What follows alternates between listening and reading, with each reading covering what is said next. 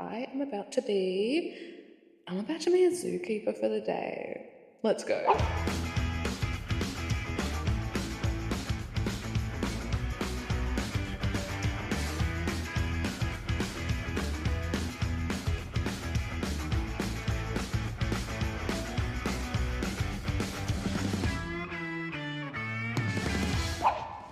The iconic Aussie experience.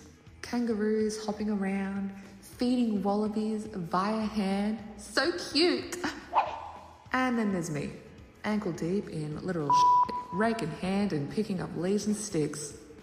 I'm not gonna lie, this did remind me of my very first internship. I feel gypped. Instead of getting coffee through everybody, I'm out here picking up all the animal droppings. They've gotten me on the grounds doing a little bit of ground maintenance, getting that kangaroo poop from everything that we've just fed. After surviving what can only be described as a bodily fluids endurance test, I was finally rewarded with a wholesome little stroll. Just me, the keepers, and a couple of deceptively adorable dingoes. Now, these aren't just any dingoes. Oh no.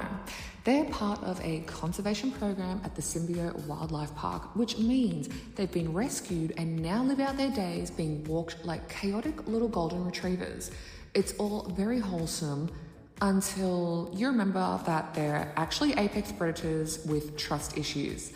But for now, we stroll and give pats. Sit. Oh, what a beautiful little dingo. My baby voice is so bad. Oh, you're so sweet. As much as I wanted to stay and cuddle with the dingoes forever, it was time to meet someone a little fluffier, but a lot more curious. And this little guy is known more for stealing snacks rather than chasing prey. Hello. Do you smell cute? Please tell me some of your pets. Oh. Just go further with that for that little hand. Don't. This one's beautiful. How sweet.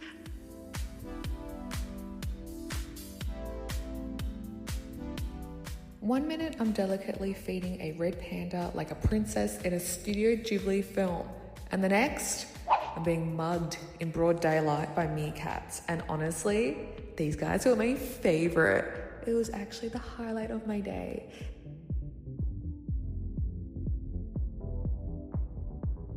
And listen closely to their little growls.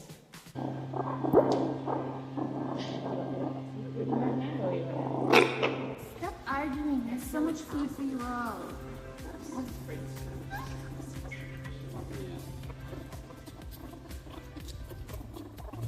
Okay. Oh my God.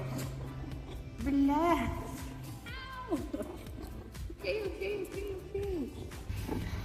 Oh my God.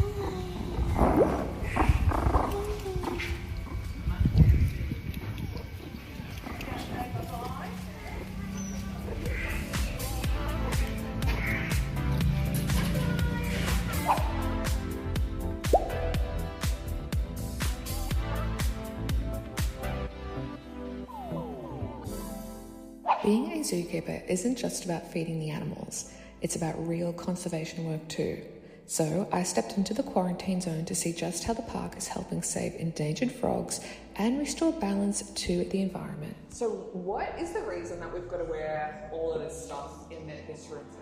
So with the frog aspect of all of our conservation, we're mainly fighting chytrid fungus. So we do always wear our coats and our foot protection when we do come into these buildings. These traditionally are used as our treatments. So when we do go ahead and treat them, you can either do a heat treatment or you can go for a chemical treatment as well. So my lovely co-worker, yes, you heard correctly, co-worker, because remember I was a zookeeper for one day, so he was my co-worker.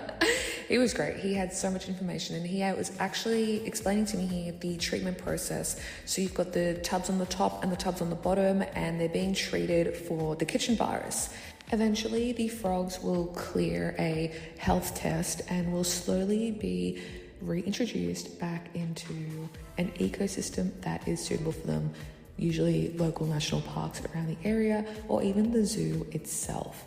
There's obviously quite a bit of work and care and education and passion that goes into this, and not to get cheesy, but I do think it's pretty heartwarming to see the efforts that we go to as humans to just try to keep other species alive. So yeah, I guess when you feel like all hope is lost, it really isn't, because look at this, we're trying to keep the frogs alive. We don't want them to become extinct.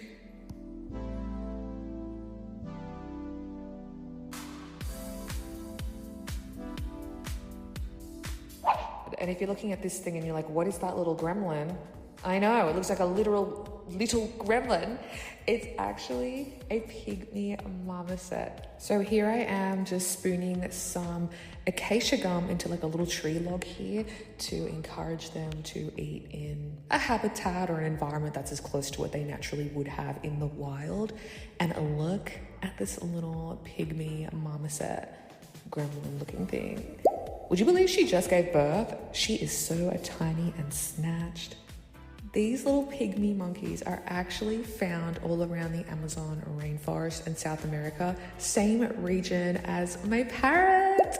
So, you know, I sort of feel like we go way back a little bit, even though we just met. It's like twin flame stuff, you know? And there are all her children. So cute.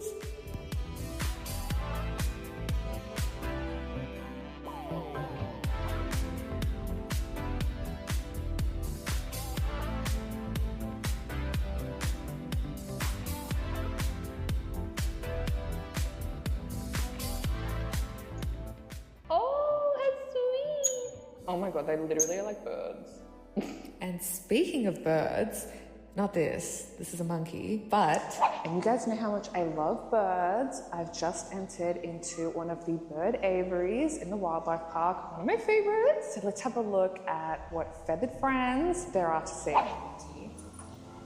So I've got some mealworms to see maybe. Oh, ew, I can feel it moving in my hand. Eat the moving one, eat the moving one, ow.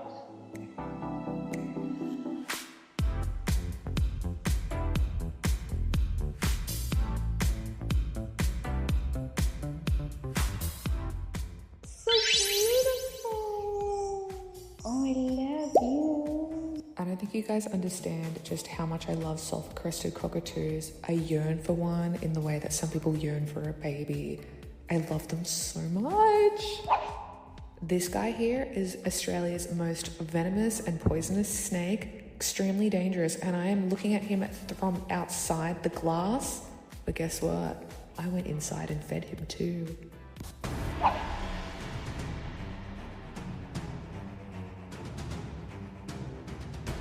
Oh, Jesus.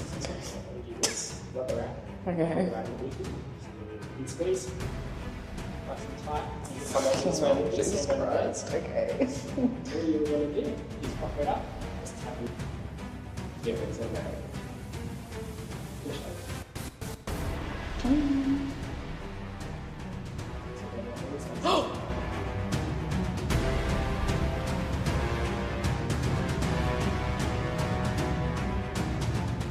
So what you're seeing here is the snake instinctively wrapping around the rat.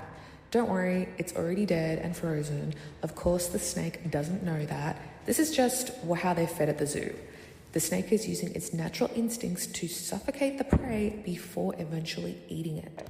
And over here, I have a Burmese python, which is kind of heavy and making me a little bit nervous.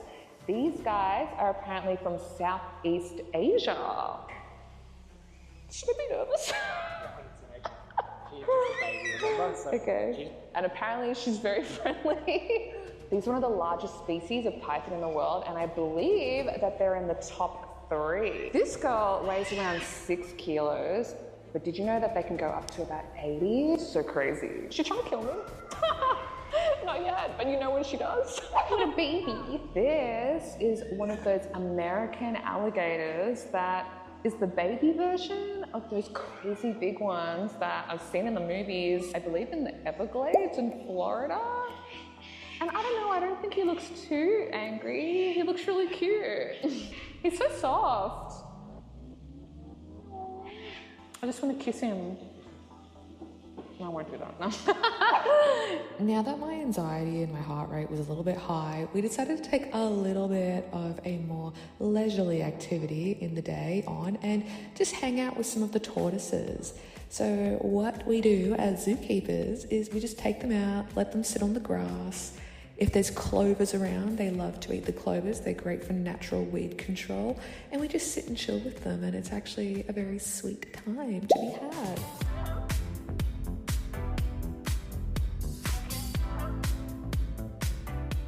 I just can't believe that they're actually warm.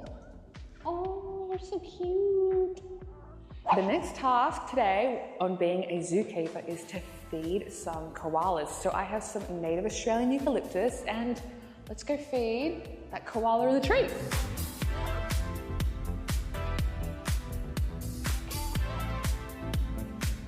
I think she looks hungry.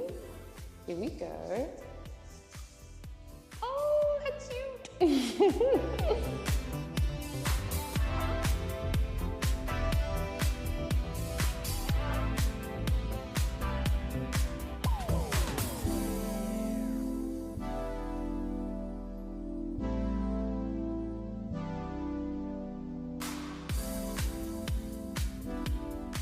So apparently koalas don't really like it too much when you pat their head. So if you ever get the chance, just below the shoulders, I guess. Another weekly task that happens at the zoo is weighing. So this funny little contraption here is a little bit similar to those luggage weighing scales that you can buy. I'm going to insert a picture of what I'm talking about over here. But what happens is you place the koala on this branch and it will weigh the koala.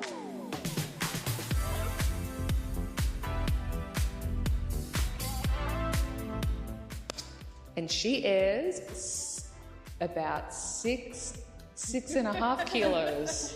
See you, Mom. A beautiful, healthy koala. Now, have you guys ever seen an albino echidna? I was waiting all day for this little guy to come out, and here he finally is. We're going to be feeding an albino echidna today. Echidnas are anteaters and they eat insects, but it's a little bit difficult to get the exact amount, the whole amount of ants that they need to eat. So what the zookeepers do is they make, I guess, what you could call an ant smoothie. And that way our little friend gets all his foods, vitamins, and nutrients that he needs for the day.